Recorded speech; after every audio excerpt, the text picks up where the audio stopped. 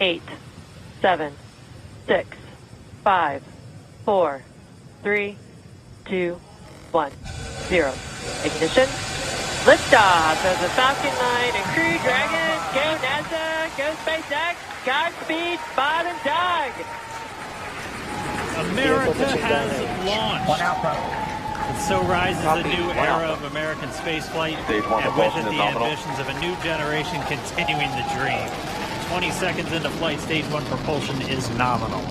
The names of Hurley and Benkin will stand in the history books alongside those of legends like Alan Shepard, Gus Grissom, John Young. Now these brave and selfless astronauts will continue their mission to advance the cause of human knowledge as they proceed to the International Space Station before returning to Earth. We wish them Godspeed on their journey, and as one proud nation, we salute their fearless service. Thank you. Thank you.